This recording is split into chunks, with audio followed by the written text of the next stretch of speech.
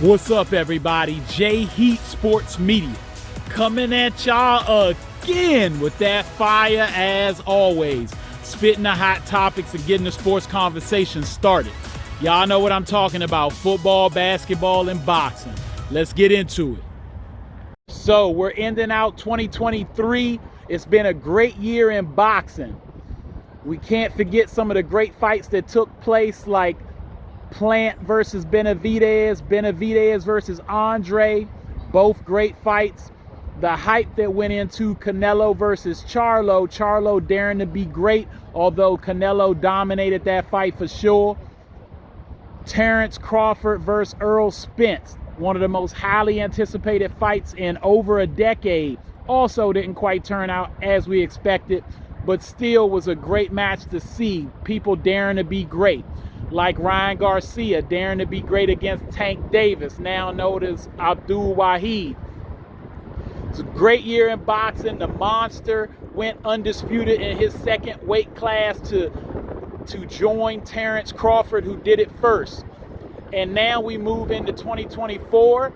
I just wanted to discuss the top pound-for-pound boxers moving into 24, in my opinion. I'm going to talk about the top 20 with one honorable mention, because it was hard for me to come up with 20. And I want to start off the list by giving that honorable mention being Demetrius Andre. I thought he did a really good job. Even though his corner threw in the towel, he made that an incredible fight starting out against Benavidez. Thought Benavidez had one of the best performances this year in boxing, with the way he held up against both guys. And I love to see Andre versus Plant happen at some point next year, because I think they both are top quality fighters. Another guy that took a loss, but I can't drop him out of my top 20 just yet, is Cool Boy Fulton. Yes, he lost to the Monster, and yes, it was convincing. But I still think, other than the Monster, he can go with anybody in his weight class. He's got hand skills. He's just not on the Monster's level. Make sure you check out Fulton when he makes his comeback, and let's see if he recovered from that beatdown from the Monster. And then also we've got Anthony Joshua, the golden boy at the heavyweight division, that I really think is a great ambassador for the sport of boxing.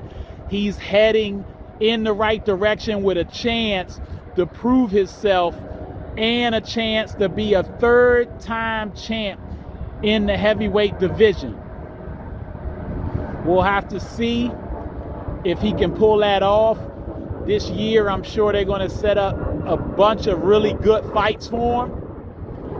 And he'll probably fight 2 or 3 times while he's waiting to see what happens with Usyk versus Tyson Fury. But Joshua, to me, is a top 20 fighter, third best heavyweight in the world, and he's looking like he's getting back on track and moving in the right direction to be the number 1 contender for whoever ends up undisputed between Fury and Fulton. Then you also got Teofimo Lopez, who's had his ups and downs. Fights at 140 pounds right now. Had a spectacular performance and a boxing lesson he gave to Josh Taylor. He has had some bad moments against Sandor Martin. Kambosos, we know what happened there.